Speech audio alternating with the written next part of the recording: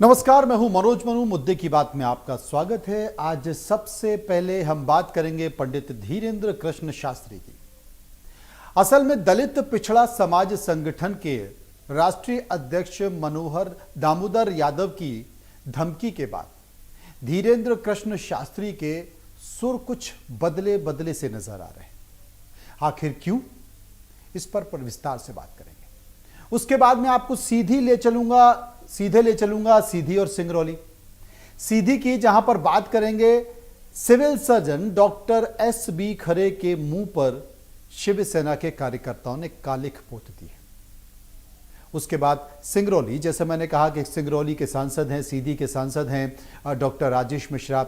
आज उन्होंने धरना दे दिया। था तो धरना, लेकिन उसे हम हवन के तौर पर देखें। बाधा निवारण हवन इसका नाम दिया गया। ऐसा क्यों कहा गया, इस पर भी बात करेंगे। और आखिर में बात करेंगे देश के केंद्रीय कृषि मंत्री शिवराज सिंह चौहान के बेटे कार्तिकेय सिंह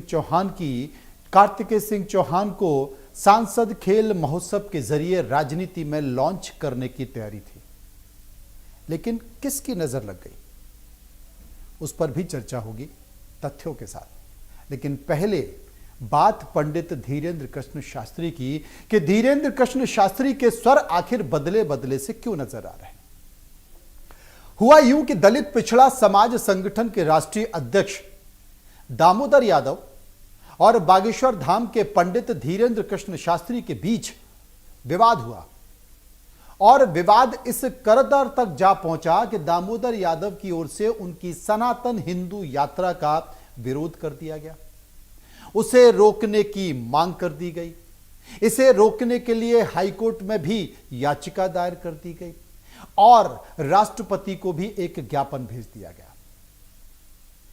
बागेश्वर धाम के पंडित धीरेंद्र कृष्ण शास्त्री के स्वर अब बदल गए हैं। मैं क्यों कह रहा हूं, क्योंकि जब विरोध किया गया, विरोध करने के बाद में फिर हाईकोर्ट में याचिका लगाई गई। याचिका लगाने के बाद राष्ट्रपति को ज्ञापन दिया गया। यह कहा गया कि पंडित धीरेंद्र कृष्ण शास्त्री संविधान के खिलाफ जाकर काम कर रहे हैं, क्योंकि धीरेंद्र शास्त्री 7 नवंबर से 16 नवंबर तक दिल्ली से वृंदावन तक करीब 170 किलोमीटर की लंबी सनातन हिंदू एकता यात्रा निकालने जा रहे हैं, जिसका विरोध कर रहा है समाज। दामोदर यादव, उनका यह कहना है, जो दलित पिछड़ा समाज संगठन है, उनका यह कहना है कि यह यात्रा गैर संवैधानिक और सांप्रदायिकता फैलाने वाली यात्रा है, इसीलिए इस यात्रा को रोका जाए।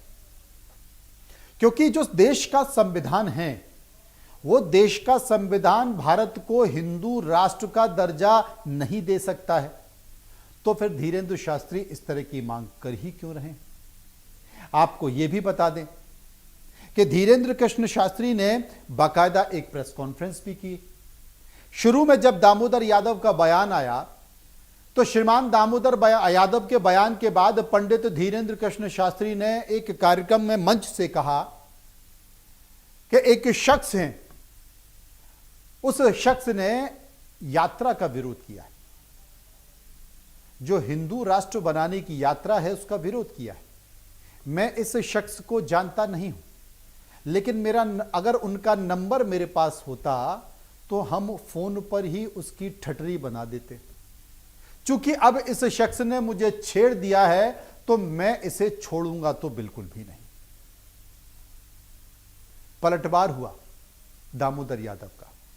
दामोदर यादव ने कहा है कि अगर तुम्हारी हिम्मत है तो मेरा कुछ बिगाड़ कर दिखा दो, देखता हूं कि तुम कितने बड़े संत हो, कितने बड़े पंडित हो और कितने बड़े जादूगर हो, पुड़िया खोल कर दिखा दो। अचानक ऐसा क्या हुआ कि एक के बाद एक, 2, 3, 4, 5, 6 पूरे इलाके में, ग्वालियर, दतिया, छतरपुर, तमाम जगह, भोपाल में जाकर, दिल्ली में जाकर दामोदर यादव जब प्रेस कॉन्फ्रेंस करने लगे, तो फिर अचानक से धीरेंद्र कृष्ण शास्त्री के स्वर बदल गए।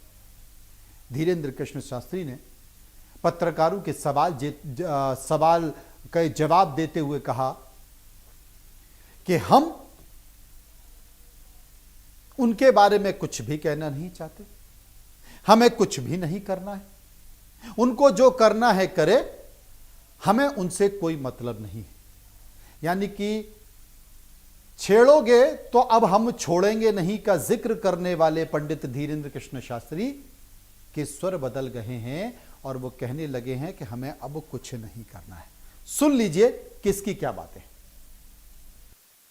बागेश्वर धाम के एक शास्त्री हैं धीरेंद्र शास्त्री, वो एक यात्रा पहले निकाल चुके थे और फिर से एक यात्रा निकाल रहे हैं जिसको उन्होंने नाम हिंदू एकता यात्रा का दिया है। सनातन एकता, हिंदू एकता, इस तरह का कुछ दिया है।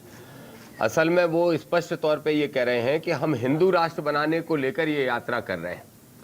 मेरा स्पष्ट इसमें कहना है, दलित पिछड़ा समाज संगठन का भी और हमारे आज़ाद समाज पार्टी भीम आर्मी के सभी साथियों का, कि ये देश धर्मनिरपेक्ष देश है भारत के संविधान के अनुसार। तो इसलिए इस देश को अगर किसी एक धर्म का बनाने की कोई यात्रा करता है तो वो गैर संवैधानिक भी है, और निश्चित रूप से धीरेंद्र शास्त्री तो फिर इस देश में सांप्रदायिकता फैलाने का प्रयास भी कर रहे हैं। इसलिए हमारे दलित पिछड़ा समाज संगठन ने पिछली 20 तारीख को, आज से लगभग 11 दिन पहले, महामहिम राष्ट्रपति को चिट्ठी लिखी थी, उनको मेल भी किया था और उनसे आग्रह किया था कि इस यात्रा को रोका जाए। उसके बाद उनको मेल किया, उसके बाद फिर 3 दिन 4 दिन पहले फिर से हमने रिमाइंडर किया। अगर राष्ट्रपति जी से कल तक परसों तक कोई उत्तर आ जाता है तो, क्योंकि अब ये नेशनल मीडिया भी दिखा रही है, तो मुझे लगता है कि शायद राष्ट्रपति के यहाँ से कोई ना कोई एक्शन हो। अगर नहीं होता है तो सोमवार को हम लोग कोर्ट जा रहे हैं यात्रा को रुकवाने के लिए। धीरेंद्र को मैं एक संत नहीं मानता, और संत इसलिए नहीं मानता क्योंकि कोई संत, परसों धीरेंद्र शास्त्री ने हरियाणा में एक मंच पे मुझे गालियां देने का काम किया और मुझे मारने की धमकी दे रहा है, आडंबर और पाखंड फैलाने का काम कर रहा है। इसको तत्काल प्रभाव से न सिर्फ इसकी यात्रा बल्कि इसकी कथाएं भी बैन होना चाहिए, क्योंकि धार्मिक कथाओं के माध्यम से ये उन्माद फैलाने का काम कर रहा है। धीरेंद्र शास्त्री, आडंबरी धीरेंद्र शास्त्री, पाखंडी धीरेंद्र शास्त्री, संविधान विरोधी धीरेंद्र शास्त्री, इस बात का जवाब दो। मुझे पता नहीं था कि तुम भूमाफिया भी हो, और अगर भूमाफिया नहीं हो तो जरा बताओ, डबरा में जिस मंदिर का उद्घाटन करने जा रहे हो, जो 100-125 एकड़ पे मंदिर बना है, वो जमीन कहां से आई?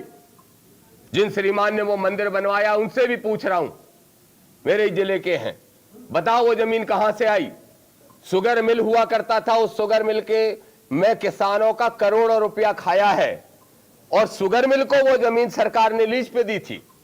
और अगर सरकार ने किसी जमीन को लीज पे दिया है तो क्या वो जमीन वो व्यक्ति जिसको लीज पे मिली है किसी दूसरे को दान में दे सकता है?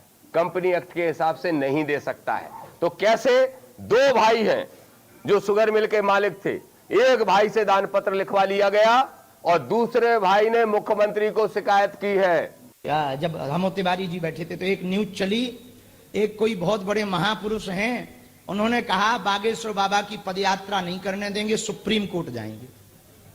हाँ, कल के ही ना, कल के ही, अब उनका नाम तो हम भूल गए। उन्होंने राष्ट्रपति जी को पत्र लिख के कहा है कि बाबा की पदयात्रा आएगी तो हम लोग रोकेंगे और सुप्रीम कोर्ट जाएंगे। अब हमारे पास उनका मोबाइल नंबर नहीं है, नहीं तो हम ठटरी तो पहले फोन से मारते। उन्हें ये पता ही नहीं है कि हम बहुत टेढ़े आदमी हैं। पहली बात तो तुम्हें छेड़ना नहीं चाहिए, और छेड़ा है तो अपन छोड़ेंगे भी नहीं बेटे। देखिए, हमें उनके बारे में किसी भी विषय का पता नहीं है। उन्होंने विरोध किया, हमने वो वीडियो देखा, हमें इससे कोई बुराई भी नहीं है। सबको अपनी अपनी बात कहने का अधिकार है, सबको अपने अपने हिसाब से अपनी बात रखने का अधिकार है। जो हिंदूवादी हैं, यदि हिंदू एकता चाहते हैं तो वो हमारा सहयोग करें, यदि हिंदू एकता नहीं चाहते हैं तो आप हमारा सहयोग ना भी करें, कोई दिक्कत, हम उनको जवाब नहीं देंगे। इस देश का एक एक हिंदू बच्चा उनको जवाब देगा। ये हमारा दायित्व नहीं, हिंदुओं का दायित्व है, क्योंकि हम हिंदुओं की लड़ाई लड़ रहे हैं, हमारी निजी कोई लड़ाई नहीं है। ना हमने किसी के बैल छोड़े, ना हमने किसी का कोई अपराध किया है, ना हम किसी को भला बुरा कहते, ना किसी मजहब को भला बुरा कहते, ना हम इस्लाम के विरोधी, ना ईसाइयों के विरोधी, हम सिर्फ, ना हम जातियां मिटाने की बात कह रहे हैं, ना हम कुछ। यदि उनको लगता है कि हम गलत हैं तो शायद वो कह रहे होंगे कि हम गलत हैं, लेकिन उसमें हम ये कहेंगे कि उनको जवाब हम नहीं देंगे। एक एक हिंदू बच्चा उनको जवाब दे। यदि हम गलत हैं तो हमारा विरोध करें, और यदि वो गलत हैं तो उनका विरोध। बाकी हम उनको यही कहेंगे, भैया आप हमारी विचारधारा को समझ लोगे तो शायद आप, हमारी लड़ाई है अधिकार की, हमारी लड़ाई है हिंदुओं के वर्च एकता की। हम ये चाहते हैं कि जब 1947 में 1947 में देश आजाद हुआ है, इस बात पर आजाद हुआ कि एक विशेष मजहब के लोगों ने एक जमीन मांगी और उनको वो दी गई, लेकिन अर्ध रूप से बंटवारा हुआ, पूर्ण बंटवारा नहीं हुआ। हम चाहते हैं इस देश में कि आप यदि आपने एक मजहब के मांग पर एक टुकड़ा दे दिया तो अब शेष बचे हुए भागों को हिंदू राष्ट्र होना चाहिए। और यहां पर बहुतायत मात्रा में 80 करोड़ हिंदू रहते हैं, लेकिन विदेशी ताकतों ने क्या किया कि हिंदुओं को जातियों में विभाजन करके उनके ब्रेन को वॉश कर दिया। तो हमको ये लगता है कि विदेशी ताकतों की बड़ी साजिश है, इसलिए वो ऐसा कर रहे हैं, लेकिन हमारी उनसे कोई बुराई नहीं।